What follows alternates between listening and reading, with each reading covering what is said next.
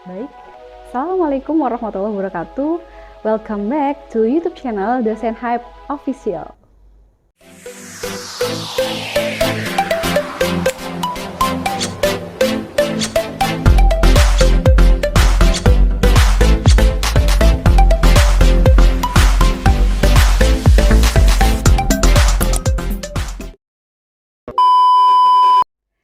Berjumpa lagi dengan saya Nisa.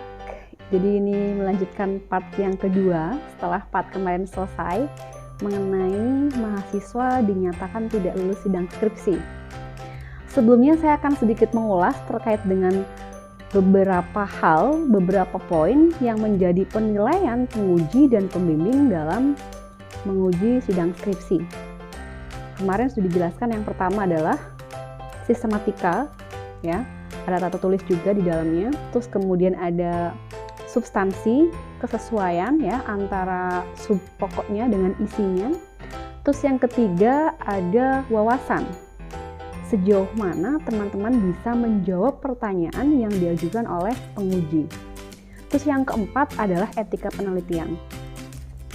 Nah, dalam video kali ini saya akan melanjutkan mengenai penyebab mahasiswa dinyatakan tidak lulus sidang skripsi. Ada beberapa hal nih yang akan saya sampaikan.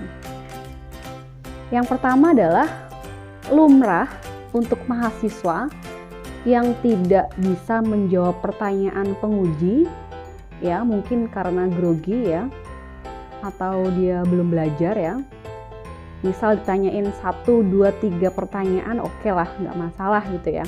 Tetapi ketika dari awal sidang sampai akhir, dari penguji pertama, penguji kedua, bahkan pembimbingnya, mahasiswa tersebut tidak bisa menjawab.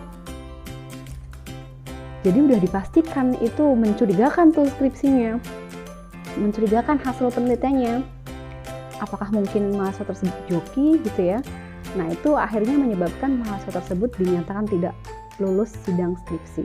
Karena berarti tandanya dia tidak bisa mempertanggungjawabkan apa yang dia tulis ke dalam skripsi tersebut gitu ya. Terus hal yang kedua adalah terkait dengan misalkan skripsi teman-teman atau skripsi mahasiswa itu ternyata terindikasi plagiat. Ternyata pada saat sidang nih dosen penguji menemukan ada judul yang sama persis, bahkan datanya pun sama. Ada tuh yang kasus seperti itu. Ya, ternyata ada dosennya tuh jeli. Oh, ternyata ini sudah pernah dilakukan penelitian, dari judulnya, tempat penelitiannya, bahkan datanya pun itu sama plek-jiplek gitu. Nah, sudah dipastikan ya mahasiswa tersebut tidak dinyatakan lulus sidang skripsi. Gitu ya. Kemudian hal yang lain adalah terkait dengan data. Data penelitian, teman-teman. Jadi terkait dengan metodenya ya, yang disajikan dalam bab keempat, hasil dan bahasan.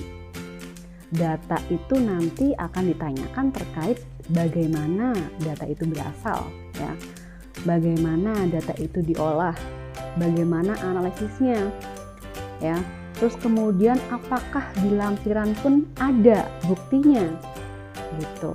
Bahkan di lampiran pun ternyata ada beberapa hal yang harus diperhatikan juga terkait misalkan surat bukti penelitiannya ya, surat pengantar dari kampusnya kita ke perusahaan tersebut, atau perusahaannya memberikan surat balasan ke mahasiswa tersebut, itu harus ada sebagai bukti bahwa teman-teman benar-benar melakukan penelitian di sana. Tentunya itu disesuaikan ya dengan jenis penelitian teman-teman. Ketika tadi data yang disajikan ternyata tidak sama dengan di lampiran ya, atau ternyata tuh pas olah data itu terlihat ada kejanggalan yang ternyata tidak membuktikan bahwa data yang disajikan ya di bab 4 itu tidak sama dengan yang di lampiran. Bahkan tidak tanggung-tanggung, dosen pun akhirnya mempertanyakan terkait dengan pengolahan datanya. Mahasiswa bisa disuruh membuka laptop, disuruh membuktikan kebenaran data tersebut. Nah, apabila mahasiswa tersebut tidak membuktikan dengan baik, ya udah fix. Berarti teman-teman dinyatakan tidak lulus sidang skripsi. Karena data itu penting banget ya teman-teman ya. Penelitian itu kan memang sumbernya itu dari data. Kalau datanya itu tidak bisa dipertanggungjawabkan, mahasiswa itu hanya asal supaya cepat selesai ya, tanpa mengetahui detail-detailnya tersebut, ya sudah, akhirnya tidak lulus sidang skripsi.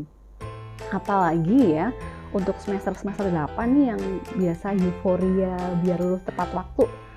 Yang penting Bu di ACC dong gitu, saya udah selesai nih gitu, datanya udah selesai, terus bab 4 bab 5 udah selesai ya. Ternyata karena mungkin mahasiswanya bawel gitu ya, mahasiswanya memaksa dan memang sudah selesai, tetapi tadi melupakan inti-inti dari data dan analisisnya. Nah, sehingga terlupakan di situ, yang penting cepat selesai di ACC pendaftaran sidang. Ternyata apesnya itu pada saat sidang ditanyakan datanya ya. Karena kan kita kalau misalkan sidang skripsi pun tergantung dari pengujinya. Kalau misalkan kita lagi beruntung ya dapat pengujinya mungkin agak baik gitu ya. Maksudnya tuh tidak mempertanyakan data mungkin. Tetapi kalau kita dapat pengujinya tuh yang dia paham betul terkait dengan statistik gitu ya, paham betul terkait dengan metodologi penelitian, ya siap-siap aja teman-teman berarti harus menguasai data tersebut. Oleh karena itu tadi, ketika teman-teman memahami keempat substansi yang ada di part 1 tadi ya, itu insya Allah teman-teman bisa menyelesaikan sidang skripsi dengan baik ya. Pokoknya kalau misalkan gini teman-teman, buat tambahan ya, kalau misalkan teman-teman ada kendala terkait dengan data dan pengolahannya, teman-teman kan sebenarnya boleh ya bertanya dengan temennya gitu ya, atau mungkin boleh dihitungkan, dibantu dihitungkan boleh. Tetapi pada saat mau sidang ya, atau setelah sampai rumah, teman-teman harus dibuka lagi, dipelajari sendiri gitu loh. Jadinya nanti ketika ditanyakan, ya teman-teman sudah bisa menjawab dengan baik, meskipun di awalnya teman-teman memang diajarkan oleh teman-teman yang lain gitu ya. Jadi yang penting di sini adalah bagaimana teman-teman tadi bisa menjelaskan, bisa mempertahankan apa yang teman-teman tulis di skripsi tersebut. Intinya itu. Kalau misalkan teman-teman semuanya bisa menjawab dengan baik, meskipun ada banyak yang membantu di belakangnya, ya nggak masalah ya. Yang penting tadi ketika ditanyain bagaimana coba pengolahan datanya, bagaimana analisis datanya, nah teman-teman bisa menjelaskan, bisa menguraikan, tidak masalah ya. Oke, mungkin itu saja yang bisa disampaikan terkait dengan hal-hal yang menyebabkan mahasiswa tidak lulus sidang skripsi. Semoga bermanfaat ya. Sampai jumpa di video-video selanjutnya. Bye-bye.